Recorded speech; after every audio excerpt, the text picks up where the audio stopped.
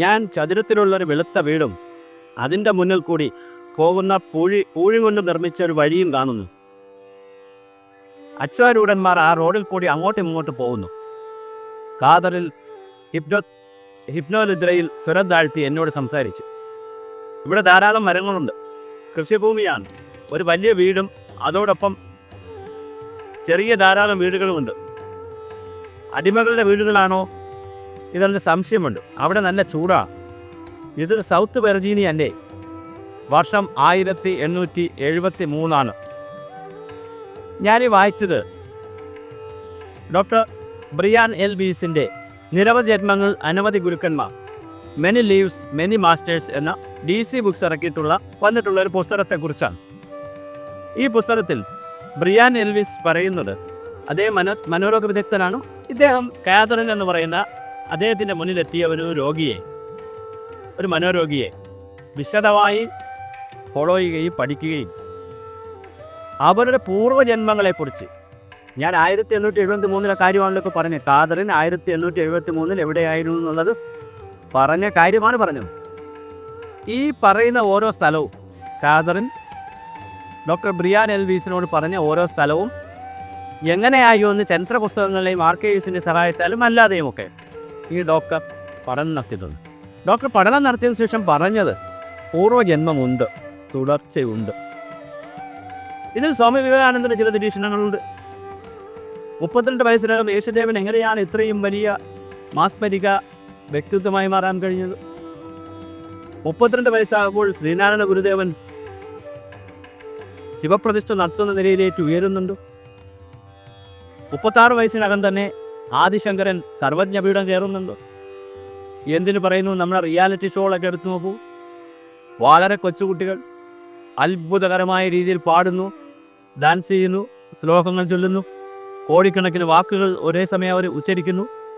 എത്ര അത്ഭുതങ്ങളാണ് പല കുട്ടികളും കാണിക്കുന്നത്. വരയ്ക്കുന്നു, ലോകാത്ഭുതങ്ങളാണ് കാണിക്കുന്നത്. ഒരു പുരുഷായുസ് കൊണ്ട് ചെയ്തു തീർക്കാൻ പറ്റാത്തത്ര കാര്യങ്ങൾ വളരെ ചെറിയ പ്രായത്തിൽ ഒരു സംഗീതവും പഠിക്കാതെ, ഒരു ശാസ്ത്രവും പഠിക്കാതെ അത്ഭുതങ്ങൾ സൃഷ്ടിക്കുന്ന ഒരുപാട് ജന്മങ്ങളുണ്ട് ഈ ഭൂമിയിൽ വന്നിട്ടുണ്ട്. അങ്ങനെ വരുന്ന ജന്മങ്ങൾ, ഈ ജന്മം കൊണ്ടാണോ ഇതെല്ലാം പഠിച്ചത്? രവിചന്ദ്രാദികളൊക്കെ മറുപടി പറയണം. നിങ്ങൾ ഏത് കാര്യത്തിനും വടക്ക് നോക്കിയിട്ടാണല്ലോ ഇരിക്കുന്നത്. ലോകത്തിലെ പുസ്തകങ്ങൾ സാഹിത്യന്മാരെഴുതുന്ന പുസ്തകത്തിനാണല്ലോ കോട്ട് ചെയ്യുന്നത്. ഈ പുസ്തകം എന്തിനോ നിങ്ങളെ യുക്തിവാദ വേദികളിൽ, ശാസ്ത്രവേദികളിൽ ചർച്ച ചെയ്യാതെ പോയത്? ഇത്തരം പുസ്തകങ്ങളിൽ ചർച്ച ചെയ്യണ്ടേ? ഇങ്ങനെയും ഒരു പുസ്തകം വന്നിട്ടുണ്ട്, ഇങ്ങനെയും ഒരു പഠനം ലോകത്ത് വന്നിട്ടുണ്ട്, ഇങ്ങനെയും ഒരു സൈക്കാട്രിസ്റ്റ് ലോകത്ത് ജീവിച്ചിരുന്നു അല്ലെങ്കിൽ ജീവിച്ചിരിക്കുന്നു, അദ്ദേഹം ഇങ്ങനെയും ഒരു പഠനം നടത്തിയിട്ടുണ്ട്, ഖാദറിൻ എന്ന് പറയുന്ന ഒരു വ്യക്തിയിൽ നിന്ന് അദ്ദേഹം ഇതൊക്കെ ചെയ്തിട്ടുണ്ട് എന്നെന്തേ പറയാത്തേ? അപ്പോഴല്ലേ യുക്തിവാദമാകുന്നത്? വൺ സൈഡഡ് എന്ന് പറയുന്നതിനൊക്കെ യുക്തിവാദമാവുന്നത് എങ്ങനെയാണ്? അപ്പോൾ എനിക്ക് നിങ്ങളോട് അഭ്യർത്ഥിക്കാനുള്ളത്, പ്രശസ്തനായിട്ടുള്ള റിച്ചാർഡ് സെറ്റ്മൻ അദ്ദേഹം പറഞ്ഞത് പൂർവ്വജന്മങ്ങളുടെ സ്വാധീനത വെളിപ്പെടുത്തുന്നൊരു അപൂർവ കേസ് ഡയറിയാണ്. പുസ്തകം ഒന്നല്ല പറഞ്ഞിരിക്കുന്നത്, ഒരു കേസ് ഡയറിയ, ഒരു ഡോക്ടറുടെ കേസ് ഡയറിയ. പുനർജന്മ വിശ്വാസങ്ങളെ അവഗണിക്കുന്നവർക്ക് ഒരു പുനർവായന സാധ്യമാകുന്ന അപൂർവ പുസ്തകം. ഞാൻ പറഞ്ഞതല്ല കേട്ടോ, റിച്ചാർഡ് ഫ്ലെക്സൺ പറഞ്ഞതാണ്. ഡോക്ടർ വീസിൻ്റെ പുസ്തകം വായിച്ചതിന് ശേഷം എൻ്റെ എല്ലാ കാഴ്ചപ്പാടുകളും മാറ്റം വരുത്തേണ്ടി വന്നു. വരുത്താതിരിക്കാൻ എനിക്ക് കഴിഞ്ഞില്ല. മറ്റുള്ളവർക്കും അങ്ങനെ തന്നെയാകുമെന്ന് ഞാൻ കരുതുന്നു. പറഞ്ഞിരുന്നത് ജോയൽ റൂബൻസ്റ്റൈനാണ്. ഒരു മനുഷ്യൻ്റെ അപ്രതീക്ഷിതമായ ആത്മീയ ഉണർവിൻ്റെ ഹൃദയസ്പർശിയായ വിവരണം ശാസ്ത്രവും അധ്യാത്മവിദ്യയും സമന്വയിക്കുന്ന ഈ പുസ്തകം സത്യാന്വേഷകർക്കൊരു മുതൽക്കൂട്ടായിരിക്കും. ജീൻ അവറി പറഞ്ഞിരിക്കുന്ന സത്യാന്വേഷികൾക്ക് മുതൽക്കൂട്ടാണ്. ഇവിടെ സത്യം അന്വേഷിക്കുകയല്ല നിങ്ങൾ ചെയ്യുന്നത്. നിങ്ങൾ എല്ലാവരെയും പുച്ഛത്തോടു കൂടി, നിഷേധത്തോടു കൂടി തെറി പറഞ്ഞ്, അഥവാ വാക്കുകൾ പറഞ്ഞ് അതിൻ്റെ ഒരു രസം പിടിക്കുന്നത് ആഡിയൻസിനുണ്ടാക്കി വെച്ചിട്ടുണ്ട്. അതല്ല വേണ്ടത്. ഇത്തരത്തിൽ ലോകത്ത് വരുന്ന പുസ്തകങ്ങൾ, ഇത്തരത്തിൽ വരുന്ന ചിന്തകൾ, ആശയങ്ങൾ ഇത് ചർച്ച ചെയ്യണ്ടേ? കേരളത്തിലെ യുക്തിവാദികൾ, ശാസ്ത്രപ്രചാരണം ആരെങ്കിലും ഈ പുസ്തകം കണ്ടിട്ടുണ്ടോ? ഇതുപോലത്തെ പുസ്തകങ്ങൾ കണ്ടിട്ടുണ്ടോ? ഇപ്പോൾ സ്റ്റുവർട്ട് വന്നിട്ട് ജന്മമുണ്ടെന്ന് ആത്മാവുണ്ടെന്ന് പറയുന്നു. ഇപ്പോൾ സ്റ്റുവർട്ടിൻ്റെ പുസ്തകമൊക്കെ വരും.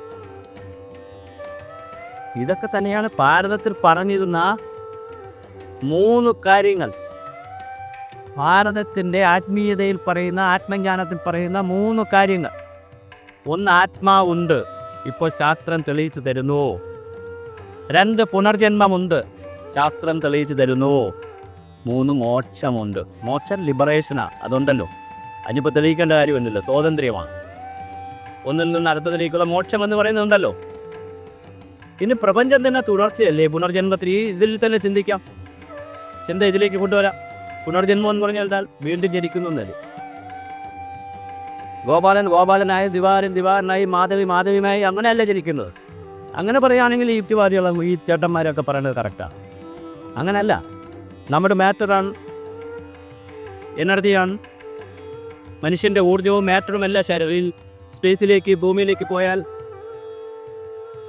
അത് മറ്റേതെങ്കിലും ഘടകങ്ങൾക്ക്, മറ്റേതെങ്കിലും വസ്തുക്കൾക്ക് ഊർജ്ജമാകും, മാറ്ററാകും. അങ്ങനെ പുനർജന്മമുണ്ട്. ഇവിടെ തുടർച്ചയുണ്ട്, ജീവന് തുടർച്ചയുണ്ട്. ഇത് പറയുന്ന പുസ്തകങ്ങൾ വന്നിട്ടുണ്ട്, ഇത് പറയുന്ന ലേഖനങ്ങൾ ലോകത്താകെ ചർച്ച ചെയ്യുന്നു. അവർ പറയുന്നത് ഭാരതത്തിലേക്ക് നോക്കണമെന്നും കൂടിയാണ്. നാസയിലെ ശാസ്ത്രജ്ഞന്മാർ വരെ പറയുന്നു. ഇപ്പോൾ കുംഭമേളയുമായി ബന്ധപ്പെടുത്തി 12 വർഷത്തിലൊരിക്കൽ ഗ്രഹങ്ങളുടെ നില എങ്ങനെയായിരിക്കുമെന്ന് കണക്കാക്കിയിട്ടൊക്കെയാണ് ഇപ്പോൾ ഉപഗ്രഹമൊക്കെ അയക്കുന്നതെന്ന്. ഭാരതത്തിലേക്ക് നോക്കാനാണ് പറയുന്നത്. അപ്പോൾ ഇവിടെ 3 കാര്യങ്ങൾ: പുനർജന്മം, ആത്മാവ്, മോക്ഷം. 3 കാര്യങ്ങളെ സംബന്ധിച്ചും വളരെ കൃത്യമായ ശാസ്ത്രീയമായ പഠനങ്ങൾ ലോകത്ത് വന്നുകൊണ്ടേയിരിക്കുന്നു. ദയവായി ഈ ടീമുകളോട് എനിക്ക് പറയുവാനുള്ളത്, നിങ്ങൾ ഇത്തരം പുസ്തകങ്ങൾ കൂടി ചർച്ചയ്ക്ക് വെക്കണം. ഇത്തരം ക്ലാസ്സുകളിലും സെമിനാറുകളിലും പോകുന്നവരോട് പറയാനുള്ളത്, നിങ്ങൾ പോകണം, കേൾക്കണം, പഠിക്കണം. പക്ഷേ ഇതുപോലത്തെ കാര്യങ്ങൾ കൂടി ചർച്ച ചെയ്യണം. അപ്പോഴാണ് നമ്മൾ സത്യാന്വേഷകനാകുന്നത്, യുക്തിയുടെ അന്വേഷകരാകുന്നത്. അല്ലാതെ ഒരു വശമായി പോകരുത്. നിഷേധത്തിൻ്റെയും പുച്ഛത്തിൻ്റെയും മ്ലേച്ഛത്തരത്തിൻ്റെയും ഒരു വശത്തുകൂടി മാത്രം നമ്മൾ സഞ്ചരിക്കരുത്. അതിൽ രാഷ്ട്രീയം കണ്ട് ഏതെങ്കിലും മതത്തെ കുറ്റം പറയാൻ പറ്റുമെങ്കിൽ അത്തരം കുറ്റങ്ങളൊക്കെ പറഞ്ഞ് അങ്ങനെ പോകരുത്. എൻ്റെ അഭ്യർത്ഥന.